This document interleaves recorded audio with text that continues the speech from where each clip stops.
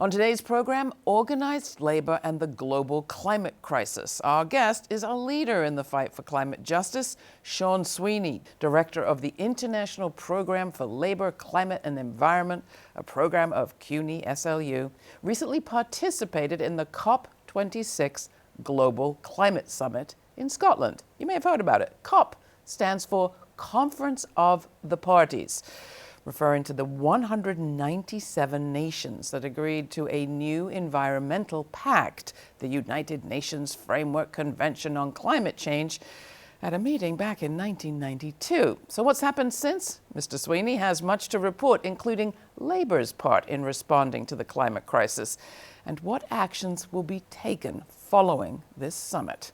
Welcome to CityWorks, Sean. Glad to have you. Laura Flanders, great to be in the same space as you. So as soon as you hear 26, you kind of think, really? We've had 26 of these things? And it inevitably says, well, why do we need so many of them? What's actually getting done? And what got done at this one? Well, I've been to about 12 of the 26. My first was 2007.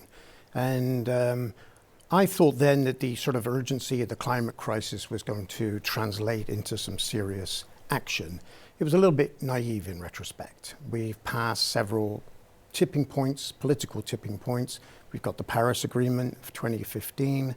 And since then, all through this period, with one or two years, like the COVID year, 2020 notwithstanding, emissions have continued to rise. So whatever's happening, it's not impeding the rise of emissions. And so this is, I think, the fundamental reality. So I hear you say we've got political commitments and political achievements, but you're distinguishing that between that and any kind of actual action. Well, if you think the Paris Agreement was one big compromise, it basically said countries should show us what they can do. There's no obligation, except a moral perhaps and a social obligation, but there's nothing to prevent countries from not reaching their targets.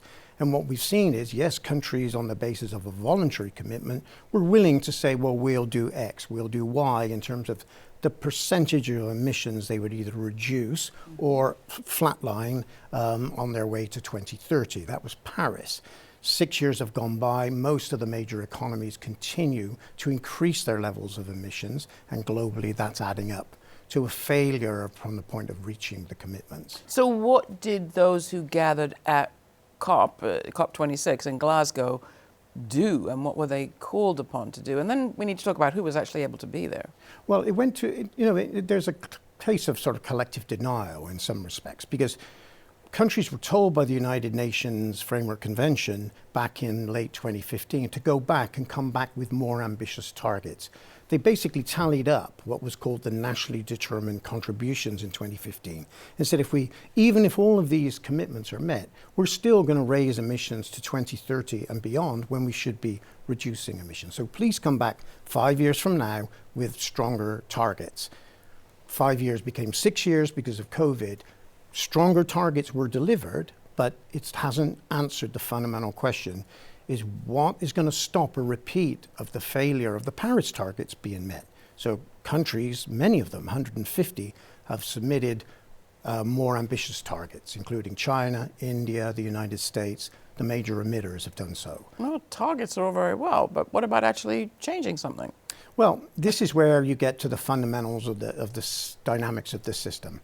It's easy to say, well, it's capitalism, stupid. It is.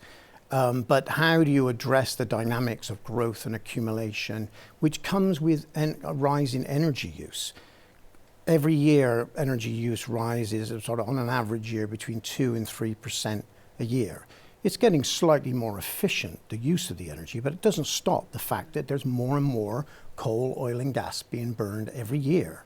Year on year, it increases almost without exception. So that's what we've got to confront, and that's the major political task. Now, when they say it's capitalism, I mean, obviously it is, and when you think of capitalism, you think of private business, and well, it's hard for corporations, for governments perhaps to police corporations, but there is an awful lot that governments can do. And Joe Biden right now is tying some of his climate work to the purchases and procurement that federal and I think he's hoping it'll be public agencies across the board will adopt. And in get all credit to him, he's also tying it to labor unionization. What else can governments do? And just to underscore it, I mean, are there any countries around the world that are doing well, saying we're only going to buy electric cars for our sector, or we're only going to purchase from unionized plants that are green? Well, that's a couple of questions. I'll try to unpack them. I mean, the Biden commitment signifies a shift at the global level. It's not just in the United States. There's a sort of a recognition, without being explicitly stated, that the initial approach, which was to mobilize the private sector, to convince private investors that there was a big money to be made out of addressing the climate emergency, that was the biggest policy failure ever in world history, in my view. Was that a failure to try, or failure to be heard? It was an assumption that comes out of the whole, I don't want to be overcomplicated about it, but the whole neoliberal agenda in the early 90s was the market can do nothing wrong and governments could do nothing right. So they said, well, look, what we'll do is we'll have incentives for low carbon solutions, and we'll have a tax on carbon emissions. So those two, one was called a stick, the tax, or a carbon price is a tax essentially, and the carrot was incentives for renewable energy, battery storage, etc. That has been a terrible failure. The levels of investment have not been mobilized. So what governments are doing now, and the Biden administration would be one of them, is saying, how do we de-risk investment? In other words, how do we get private companies to commit large volumes of money? But we know, or governments know, the only way they're going to make that commitment if they're guaranteed a return on investment. So this looks like governments accepting that the market is not delivering, but it's actually, in many ways, more dangerous because it's leading to a transfer of public wealth over to private corporations in the name of protecting the climate. Oh, so talk more about that. I mean, I thought it was kind of noteworthy that even this morning as I was driving in my non-electric car, I have to admit, but it's very old. And next time it will be an electric car when I'm paid more, maybe. I'll forgive you, many won't. I heard the Labor Secretary talk about maybe we need little industrial planning. And I don't think I've heard those two words together coming out of a cabinet secretary for as long as I can remember. No, it's very significant. I think, honest people, regardless of their ideology perhaps, must look at the climate crisis and say, what we've done for the last 30 years is not a problem of lack of political will or lack of ambition. It's a policy problem that we rely on private investment and the profit motive.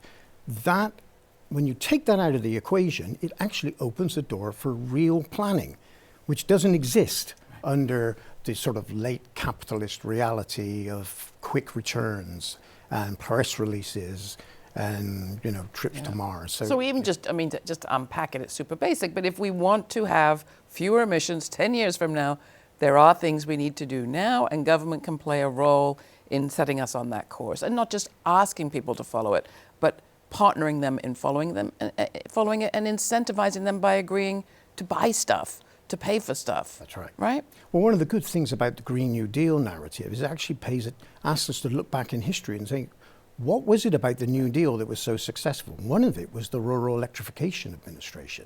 It electrified Middle America. And it was such a huge success that it became replicated all over the world. If it wasn't for public energy, suspending the profit motive, the world would be in darkness, or large parts of the global south and many parts of the global north maybe would be in darkness. So this approach, which is government intervention, planning, mobilizing technologies, yes, you can procure from private suppliers, but you don't have to purchase, you don't have to enter into a 30-year contract buying electricity from a renewable energy company. That's not the way to go.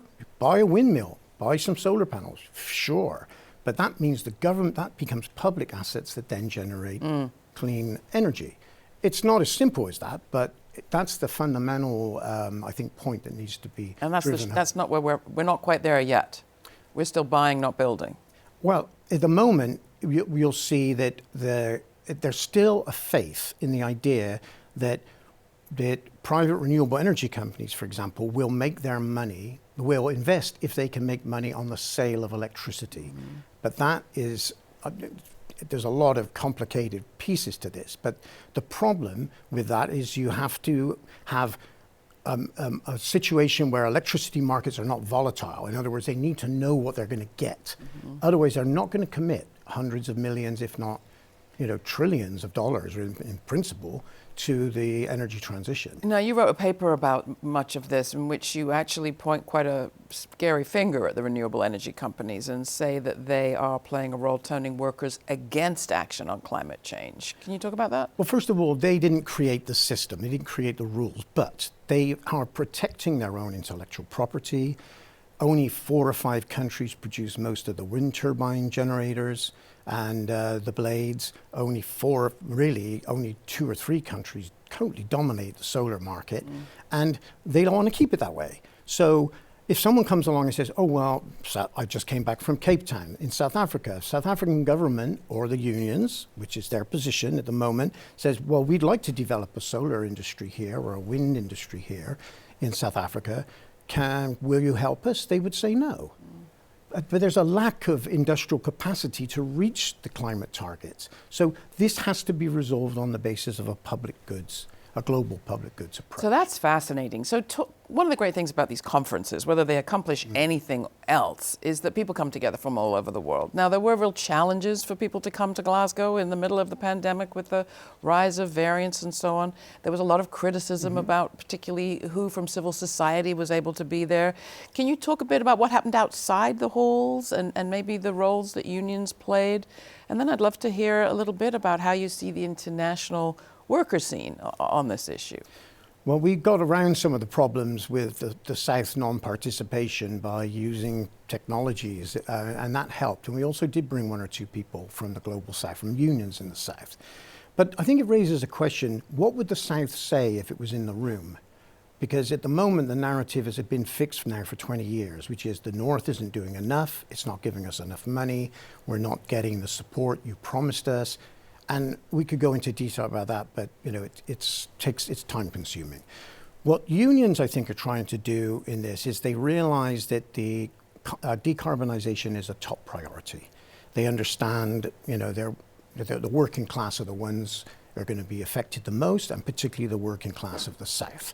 Poor and working people are going to suffer the most. So they understand it's a priority. They also are beginning to understand that there's been a massive failure at the level of policy, and they hope to push for a new pro-public approach, signs of which are expressing itself at the global level. Around actually the call for a global public goods approach to vaccinations, for example. This has become now quite compelling. We're looking at the situation where some of the countries of the global South have only 6% vaccination levels. Why? Because of vaccination apartheid. So I think this has opened up a debate about, well, if a global public goods approach works for vaccinations, why can't it work for low, carbon reducing technologies? Why do we have to have private markets to drive those things? And why can't it be done through public investment? And is this just you asking this question? No, I don't think so. I think, many years ago, almost a decade ago, with the project we have at SLU, Trade Unions for Energy Democracy, we started advocating for control over public energy, reclaiming control over energy, in order to drive a planned transition to a low carbon future. It was considered mission impossible then. It's not considered mission impossible now. And so there is growing support for this approach. And that's what we were doing in Glasgow. We were advocating alongside the Scottish Trade Union Congress and other unions, the French energy unions in FNME, CGT, and a bunch of other unions are rallying around a public energy pathway. And we adopted a program called the Trade Union Program for a Public Low Carbon Energy Future, which has got a lot of unions signed on already. And that's a step in the right direction. And do you think we're going to be able to bring along former coal miners and those who've been making their livelihoods perhaps for decades, generations, in the carbon economy? Well, I think we can. I think that again, we have to get away from this market narrative, because it's not that we're going to end fossil fuels in the next 10 years. This is not possible technically. This is some of the things we have to face up to, that there are huge challenges with turning a fossil-based energy system into one that doesn't generate emissions. See, the companies are They're not charities, they're for-profit institutions. And that has to change. We could generate jobs, not just in renewable energy, but all forms of different low carbon energy systems, also energy conservation, public transportation, changing our food and agricultural systems, our built environment. All of this is a 30, 40-year project that could generate a lot of meaningful work. But if someone's trying to make a load of money out of hiring people to do that work, it becomes much more complicated, and that explains why we're not reaching the climate targets. It's the profit motive. And they don't just want to make a lot of money, they want to make a lot of money fast. They want Sean, it locked in. It's great to talk to you. Thanks so much for coming in.